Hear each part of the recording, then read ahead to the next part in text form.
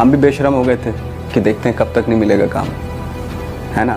कि क्या होगा, ज़्यादा से 15 साल लगेंगे, 20 साल लगेंगे, 25 साल लगेंगे, तो बेशर्मी के साथ थे हम लोग। देखते हैं कब मिलेगा, 50 साल लगेंगे। काम तो करना है और यही करना है। में स्पार्जिन और ग्लूटामिन बताए थे। तो आज हम लोग अल्फा अमीनो अम्ल के गुण देखने जा रहे हैं।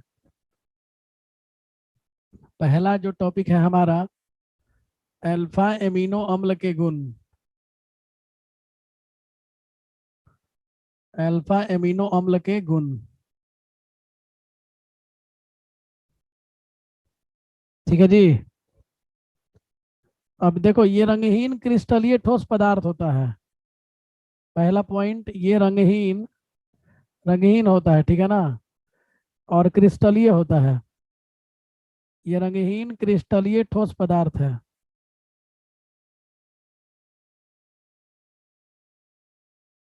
ठोस पदार्थ है, रंगहीन क्रिस्टलीय ठोस पदार्थ है। ये जल में, अम्ल में, क्षार सभी में विलय होता है। ये जल में भी घुल जाता है, अम्ल में भी घुल जाता है, क्षार में भी घुल जाता है। जल, अम्ल, क्षार आदि में विलय होते हैं।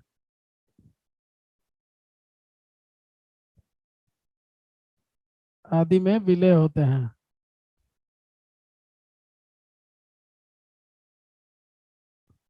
आदि में विलय होते हैं। तो ग्लाइसिन के अतिरिक्त सभी ध्रुवन घूर्णक होते हैं। देखो जी, ग्लाइसिन एक ऐसा होता है जो ध्रुवन घूर्णक, मतलब एक ध्रुवित प्रकाश होता है, ठीक है ना। ध्रुवित प्रकाश को जो घुमा देता है उसको ध्रुवन घूर्णक कहा जाता है।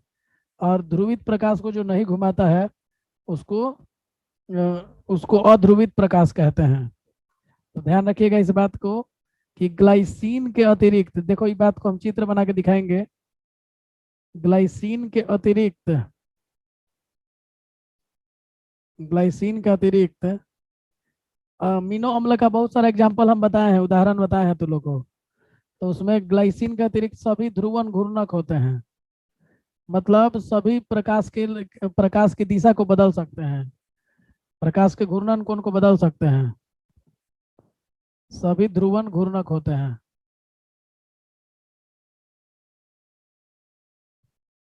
सभी ध्रुवन घूर्णक होते हैं, ठीक है। क्योंकि इनमें क्योंकि इनमें असममित कार्बन परमाणु पाया जाता है। असममित कार्बन परमाणु पाया जाता है।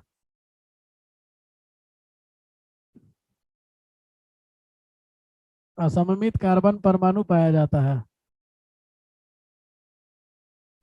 कहने का मतलब ये है, देखो लोग जरा, चित्र से समझ में आ जाएगा। ग्लाइसिन कह रहा है, तो ग्लाइसिन का सूत्र याद है? नहीं याद है तो याद कर जाओ। NH2 होता है,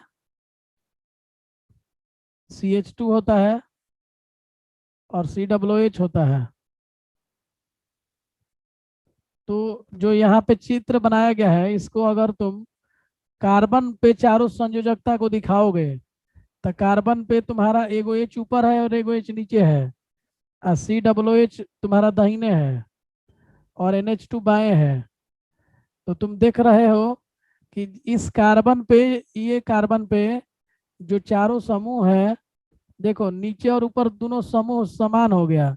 एक समूह तीसरा ये हो गया और चौथा समूह ये हो गया। तो अगर ये चारों अलग अलग होते ना, तब इसको असममित बोलते हैं हम। असममित कार्बन परमाणु बोलते हैं।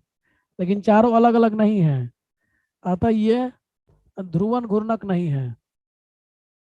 यह ध्रुवन घूर्णक नहीं है। घूर्णक नहीं है, ठीक है ना। इस बात को ध्यान रखिएगा। लेकिन इसी के साथ एक और उदाहरण हम आपको बताए थे, एलानीन। एलानीन का सूत्र शायद याद होगा तुम लोग को। नहीं याद है तो हम लिख रहे हैं, देखो लोग। NH2, CH पे CH3 होता था, COOH होता था। तो देखो जी, इसको तुम लोग कैसे बना सकते हो। तो ये वाला जो देखो हरा से हम दिखाएंगे, ये वाला कार्बन पे देखना है।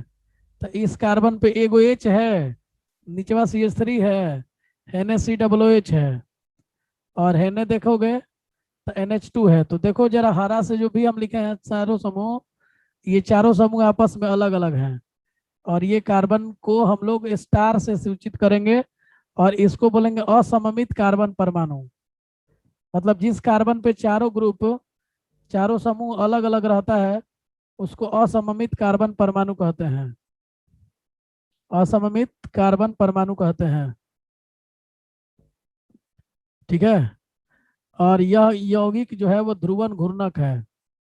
तो लिख सकते हैं कि यह यौगिक ध्रुवन घूर्णक है, अर्थात इसमें से, इस यौगिक में से यदि हम लोग किसी लाइट को पार कराएंगे तो लाइट की दिशा बदल जाएगी। तो याद रखना कि ध्रुवन घूर्णक का मतलब ये होता है कि जिसमें से अगर हम लोग लाइट को पार कराएंगे तो लाइट की दिशा को वो बदल देगा। ठीक है, तो ध्यान रखिएगा। तो यह यौगिक जो है वो तुम्हारा ध्रुवन घूर्णक होता है, याद रखना, क्योंकि इसमें असममित कार्बन परमाणु पाया जाता है। और असममित कार्बन परमाणु क्या होता है ये तुम लोग समझ गए। जिस कार्बन परमाणु पे चारों समूह अलग अलग होते हैं उसको हम लोग ध्रुवन घूर्णक कहते हैं, या असममित कार्बन परमाणु कहते हैं। ठीक है। देखो जी, प्राकृतिक जो अमीनो अम्ल होते हैं, प्राकृतिक अमीनो अम्ल, अमीनो अम्ल का विन्यास, तुम लोग को हम एक बात पढ़ाए हैं पहले, पता नहीं ध्यान है कि नहीं। डी और एल हम नाम लेते थे, डी ग्लिसरॉल्डिहाइड और एल ग्लिसरॉल्डिहाइड। तो उसमें डी और एल जो होता था, तो अमीनो अम्ल सब एल प्रकृति का होता है। तो इस बात को ध्यान रखना कि डी नहीं होता है, ये सब एल होता है। लेकिन वो प्राकृतिक अमीनो अम्ल की बात कर रहा है, किसी अमीनो अम्ल को हम नहीं कह रहे हैं। ठीक है। अब बहुत ही इंपॉर्टेंट पॉइंट लिखने जा रहे हैं जो परीक्षा में कई बार पूछा है। देखो सब ध्यान से। एमिनो अम्ल में दो लोग रहते हैं, एक NH2 रहता है, एक COOH रहता है। तो एमिनो अम्ल में जो NH2 रहता है वो क्षारीय गुण को दिखाता है। NH2 समूह क्षारीय प्रकृति का होता है। ये याद रखिएगा कि NH2 समूह किस प्रकृति का होता है भाई, तो क्षारीय प्रकृति का होता है।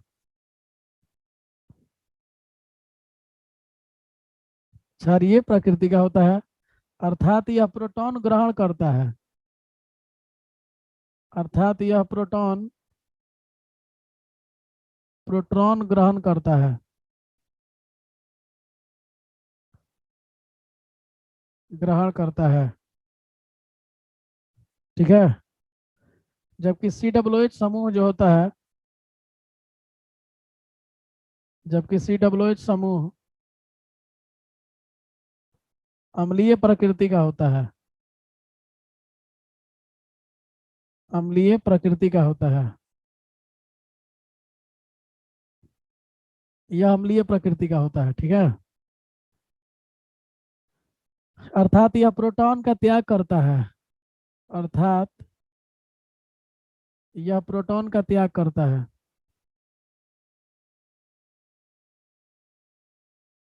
अर्थात यह प्रोटॉन का त्याग करता है।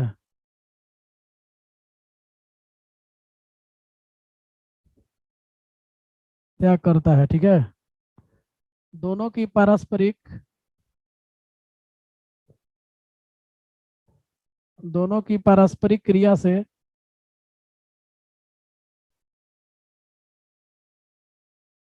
दोनों की पारस्परिक क्रिया से आंतरिक लवण का निर्माण होता है।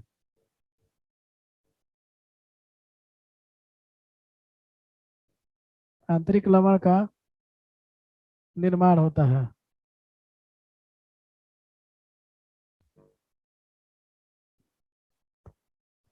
जिसे उभयधर्मी आयन, ये बहुत इंपॉर्टेंट लाइन है, जिसे उभयधर्मी आयन,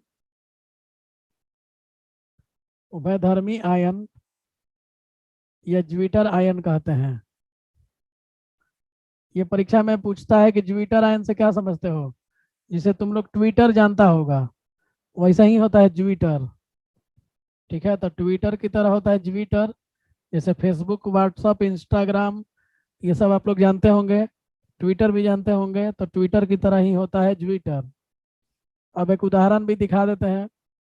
जैसे कि मान लो कि अभी जो चित्र हम बनाए थे ग्लाइसिन का, COOH, CH2, NH2, तो होता क्या है कि यहाँ पे अभी जस्ट लिखवाए हैं तुम लोग को कि एक एच का त्याग करता है, तो हई वाला एच त्याग करेगा और यही वाला एच ये ग्रहण कर लेगा। तो अगर कोई एच त्याग करेगा तो कैसे त्याग करेगा, उसको कुछ फायदा ना होना चाहिए। तो हाइड्रोजन अपना इलेक्ट्रॉन दे देता है ऑक्सीजन को, तो ऑक्सीजन पे माइनस आ गया, CH2। और N जो है वो एगो एच वाले लेता है, तो एगो एच ले लेता है तो इस पे प्लस आ जाता है। ठीक है, और इसी को हम लोग कहते हैं ज्विटर आयन। इसको कहते हैं ज्विटर आयन, ध्यान रखना। या फिर एक और उदाहरण ले लो, पूछा जाता है, बहुत ज्यादा इंपॉर्टेंट क्वेश्चन है, ध्यान रखना। एक और उदाहरण जो हम लोग लिए थे एलानीन का, ये तो ग्लाइसिन है। ग्लाइसिन तो उन लोग को याद भी हो गया होगा। तो ग्लाइसिन का ज्विटर आयन दिखा दिया हम बना के। अब देखिए एलानीन का हम बना दे रहे हैं, C डबल बॉन्ड OOH। तो ये तुम्हारा एलानीन है, तो इसमें भी वही कहानी होगा। ठीक है, यहाँ का हाइड्रोजन ये नाइट्रोजन ग्रहण कर लेगा, तो ग्रहण करने के पश्चात कुछ ये कहानी बनेगा, NH3 हो जाएगा। और NH3 पे क्या आएगा, प्लस आएगा। और CH पे क्या आएगा, CH3। और C डबल बॉन्ड OO पे माइनस। तो याद रखना कि ऑक्सीजन पे माइनस, नाइट्रोजन पे प्लस, एगो एच यहाँ से उड़ के यहाँ यहाँ पे आ जाएगा। तो और जो ये बन रहा है इसी को हम लोग ज्विटर आयन कहते हैं। और ज्विटर आयन आपस में क्या होते हैं, विद्युत इनमें किसी तरह का आवेश नहीं होता है। तो नहीं होने का इसीलिए इसको आंतरिक लवण भी कहा जाता है, उभयधर्मी आयन भी कहा जाता है, क्योंकि प्लस भी है और माइनस भी है। तो इस बात को ध्यान रखना कि उभयधर्मी आयन या ज्विटर आयन किसको बोलते हैं।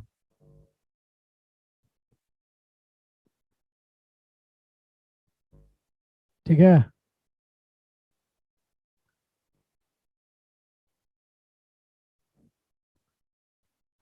देखो जी, जब दो अल्फा एमिनो अम्ल, अभी तुम लोग अल्फा एमिनो अम्ल समझा दिए, कई को एग्जांपल दिए ग्लाइसिन एलानिन का। तो जब दो अल्फा एमिनो अम्ल पास पास आते हैं, पास पास में आते हैं, आते हैं, तो एक का NH2 समूह, तो एक का NH2 समूह, एक का NH2 समूह दूसरे के COOH समूह से, दूसरे के COOH समूह से क्रिया कर क्रिया कर CONH बंधन का निर्माण करता है। CONH बंधन का निर्माण करता है। CONH बंधन का निर्माण करता है, इसे पेप्टाइड बंधन कहते हैं।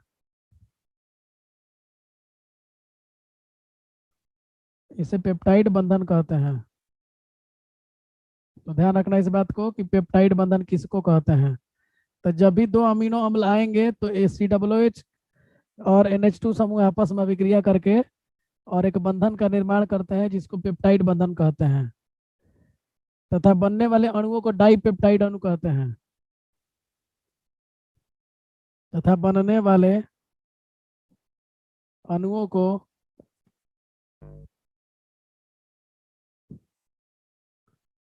को डाइपेप्टाइड बंधन कहते हैं। डाइपेप्टाइड बंधन कहते हैं।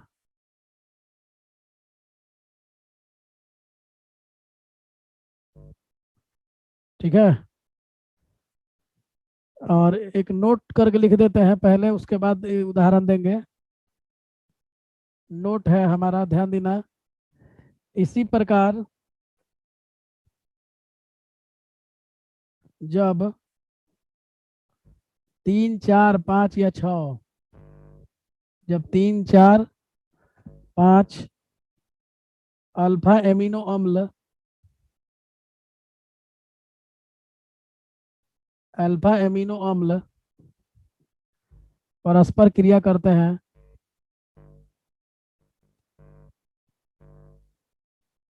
परस्पर क्रिया करते हैं, तो बनने वाले अणुओं को, तो बनने वाले अणुओं को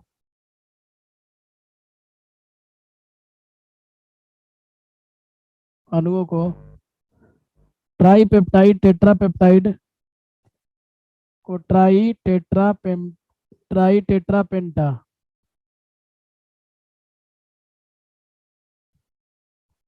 पेप्टाइड कहते हैं।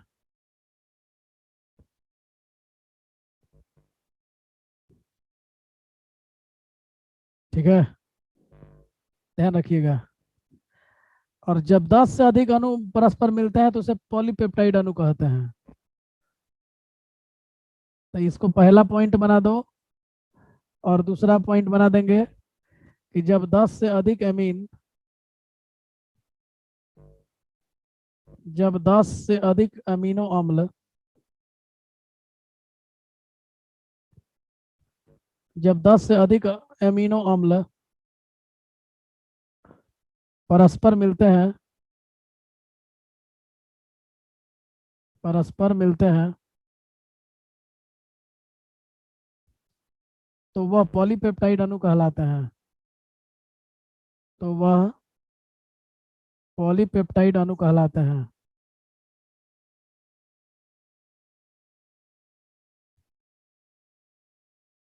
पॉलीपेप्टाइड अणु कहलाते हैं। ठीक है, और इसी में तीसरा पॉइंट बनाएंगे कि जब 100 से अधिक हो जाएगा ना, पॉलीपेप्टाइड अणु किसको कहते हैं ये आप समझ गए। और जब 100 से अधिक मिलेगा तब उसको प्रोटीन कहते हैं। तो वह पॉलीपेप्टाइड, अब तो पॉलीपेप्टाइड ही कहेंगे ना उसको, क्योंकि 10 से ज्यादा हो गया है, और 10 से अधिक को ही हम लोग पॉलीपेप्टाइड कहते हैं। तो वह पॉलीपेप्टाइड जो 100 से अधिक, जो 100 से अधिक अल्फा एमिनो अम्लों के मिलने से बनता है, अल्फा एमिनो अम्ल के मिलने से बनता है, के मिलने से बनता है, से बनता है, तो उसे प्रोटीन कहते हैं। तो उसे प्रोटीन कहते हैं। तो उसे प्रोटीन कहते हैं। ठीक है, इसका अनुभार 10,000 से अधिक होता है। इसका जो अनुभार होता है 10,000 से अधिक होता है, 10,000 से अधिक होता है। तो इतना बात ध्यान रखिएगा।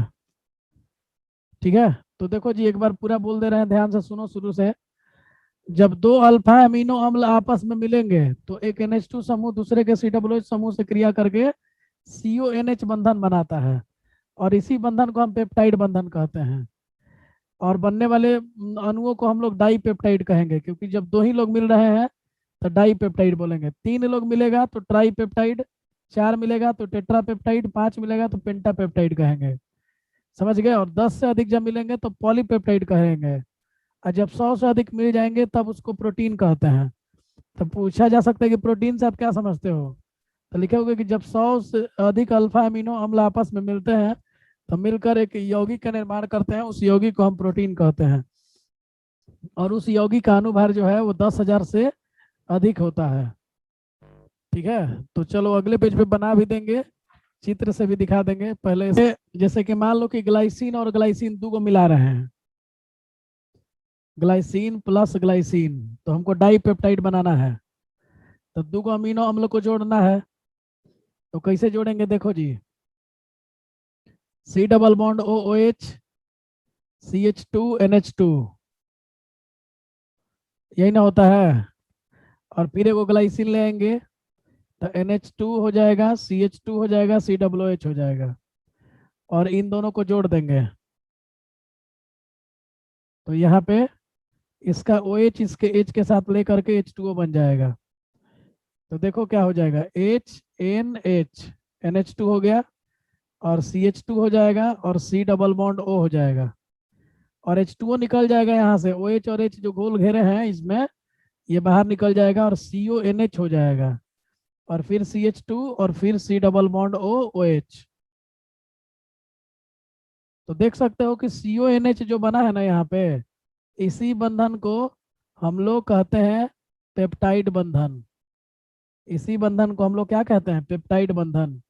और इसको डाई पेप्टाइड बोलेंगे, क्योंकि ये दो लोगों के मिलने से बना है। याद रखना इसको, डाई पेप्टाइड है ये।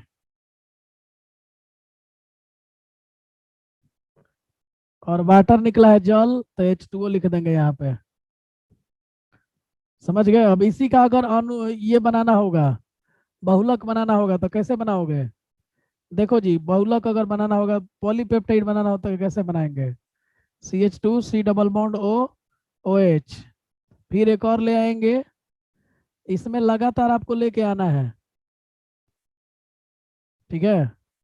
तो देखो लगातार ये 10-20 को ले लोगे, तब जाकर के ये तुम्हारा बहुलक बनेगा, ठीक है। 10-20 100, 100 से कम ऊपर चाहिए, तो ये ध्यान रखना। तो देखो बाबू, क्या क्या जाता है, इसका एच जाता है, इसका ओ एच और एच जाएगा, इसका ओ एच और एच जाएगा, इसका ओ एच और एच जाएगा, और इसका इधर से ओ एच जाएगा, क्योंकि अगले का एच जाएगा। तो तुम क्या देख पा रहे हो कि एन एच हो गया, सी एच टू हो गया, सी डबल बॉन्ड ओ हो गया, फिर एन एच हो जाएगा, क्योंकि जो घेरे हैं ये एच टू ओ बन के निकल जाएगा, फिर सी एच टू हो जाएगा, सी डबल बॉन्ड ओ हो जाएगा, फिर एन एच हो जाएगा, क्योंकि ये वाला गोल घेरे हैं जो हटेगा, सी एच टू हो जाएगा, सी डबल बॉन्ड ओ हो जाएगा, फिर एन एच हो जाएगा, क्योंकि ये वाला एच टू ओ भी निकल जाएगा, फिर सी एच टू हो जाएगा, फिर सी डबल बॉन्ड ओ हो जाएगा। और ये काम लगातार चलते रहेगा, खत्म नहीं होगा। इसी को हम लोग प्रोटीन बोलते हैं। और इस प्रोटीन का नाम क्या होगा, तो ग्लाइसिन से आया है, तो इसका नाम होता है ग्लाई ग्लाई प्रोटीन। तो ग्लाई ग्लाई प्रोटीन कैसे बनता है ये आप समझ गए, इस बात को ध्यान रखिएगा, ठीक है। ये पॉलीपेप्टाइड हो गया, पॉलीपेप्टाइड।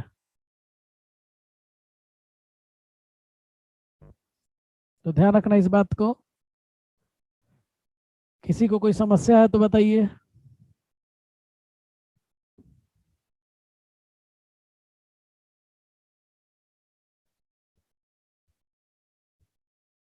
चलिए, तो आगे हम लोग बढ़ते हैं, और अब देखते हैं आणविक प्रकृति के आधार पर, आणविक प्रकृति के आधार पर,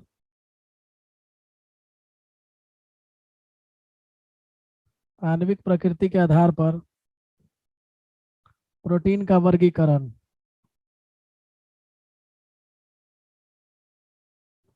प्रोटीन का वर्गीकरण।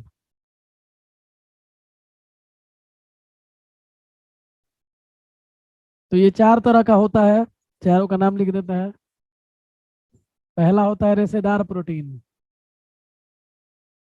पहला होता है रेशेदार प्रोटीन।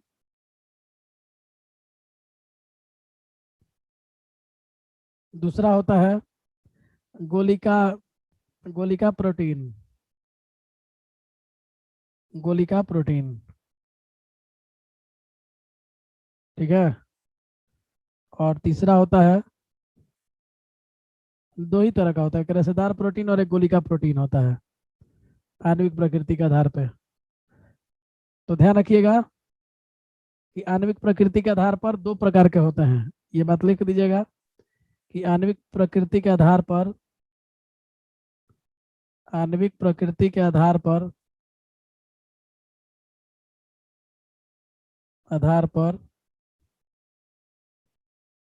प्रोटीन दो प्रकार के होते हैं। दो प्रकार के होते हैं।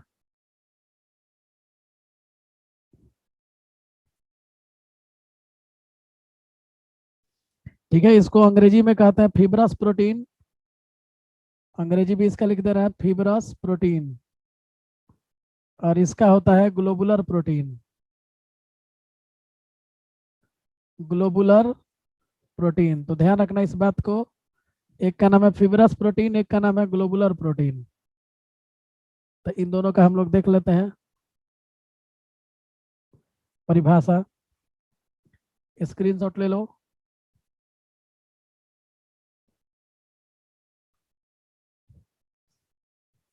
देखो जी, तो रेशेदार प्रोटीन क्या होता है? सबसे पहले समझते हैं कि रेशेदार प्रोटीन क्या होता है। तो इसमें जो पॉलीपेप्टाइड की श्रृंखलाएं होती हैं, इसमें पॉलीपेप्टाइड की श्रृंखलाएं इसमें पॉलीपेप्टाइड की श्रृंखलाएं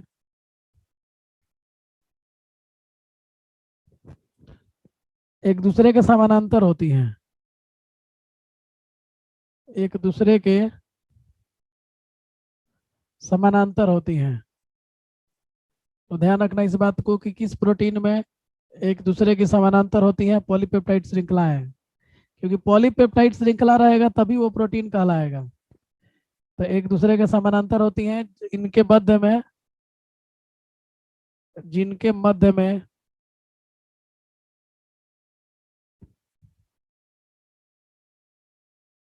में हाइड्रोजन बॉन्ड, हाइड्रोजन बंधन होता है इनके बीच में। ठीक है, हाइड्रोजन बंधन तथा डाइसल्फाइड बंधन होता है। डाइसल्फाइड बंधन होता है।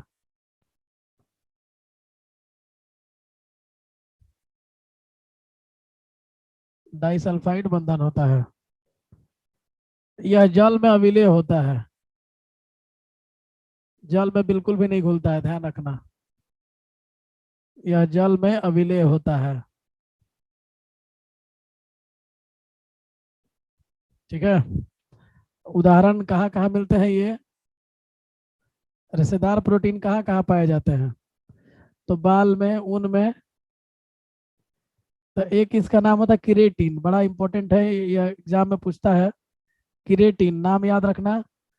किरेटिन रेशेदार प्रोटीन है और यह बाल तथा ऊन में पाया जाता है।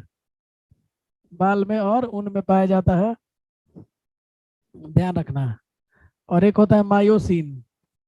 ये भी तुम्हारा रेशेदार प्रोटीन है, मायोसिन। ये मांसपेशियों में पाया जाता है। तो याद रखना दो एग्जाम्पल, एक मायोसिन और एक किरेटिन। ठीक है, ध्यान रखिएगा। एक किरेटिन होता है जो बाल में होता है और ऊन में होता है, और एक मायोसिन जो है मांसपेशियों में होता है। तो ये आपका जो है वो रेशेदार प्रोटीन था। ठीक है, और दूसरा जो होता है वो है गोलिका प्रोटीन। गोलिका प्रोटीन। ठीक है, इसमें पॉलीपेप्टाइड की श्रृंखलाएं, देखो पॉलीपेप्टाइड की श्रृंखला तो चाहिए क्योंकि पॉलीपेप्टाइड को ही हम प्रोटीन कहते हैं। तो पॉलीपेप्टाइड की जो श्रृंखलाएं हैं, पिछले वाले में समानांतर होती थी, इस बार समानांतर नहीं होंगी, कुंडलित होकर होंगी, कुंडलित हो जाती हैं श्रृंखलाएं। पॉलीपेप्टाइड की श्रृंखलाएं, चाहे श्रृंखला ही रखो, पॉलीपेप्टाइड की श्रृंखला कुंडलित होकर, कुंडलित होकर गोलीय आकृति ग्रहण कर लेती है। गोलीय आकृति ग्रहण कर लेती है। आकृति ग्रहण कर लेती है। यह जल में विलय होती हैं, यह जल में विलय होती हैं।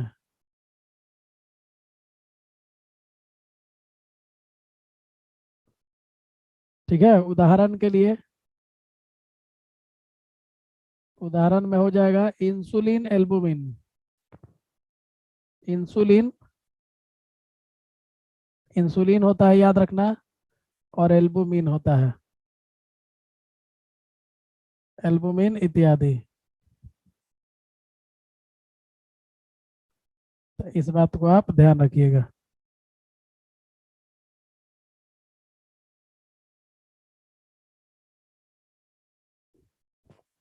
ठीक है जी।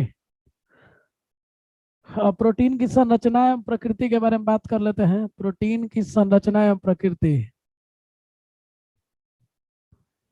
ये तो हम लोग किसके आधार पे देखे, आणविक प्रकृति के आधार पे। अब हम लोग प्रोटीन की संरचना एवं प्रकृति के बारे में बात कर रहे हैं। ये प्रोटीन की संरचना होती कैसे है।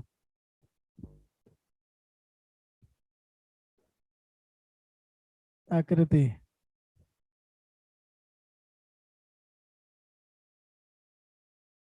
देखो जी, तो प्रोटीन की संरचना का अध्ययन 4 स्तरों पर किया जाता है। प्रोटीन की संरचना का अध्ययन, प्रोटीन की संरचना का अध्ययन 4 स्तरों पर किया जाता है।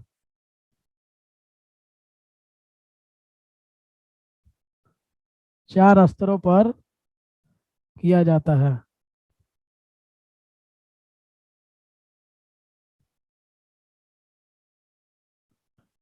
चार स्तरों पर किया जाता है। ठीक है, अब पहला होता है प्राथमिक संरचना। पहला होता है प्राथमिक संरचना, और दूसरा होता है द्वितीयक संरचना। दूसरा होता है द्वितीयक संरचना।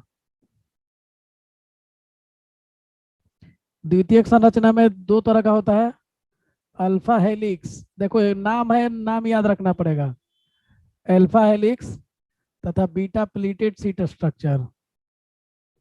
Beta pleated, beta pleated seat संरचना। ध्यान रखना, द्वितीयक संरचना दो तरह का होता है, बीटा प्लीटेड सीट संरचना और अल्फा हेलिक्स। इसके बाद तृतीयक होता है और चतुष्मक होता है। तीसरा जो है वो तृतीयक संरचना है, तृतीयक संरचना, और चौथा है चतुष्मक संरचना। चतुष्मक संरचना।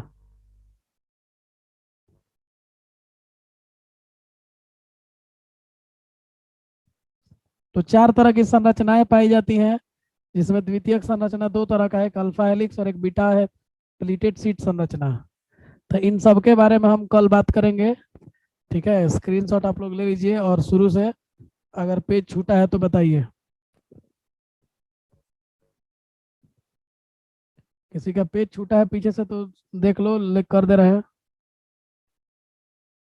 पहला पेज है ये दूसरा पेज है,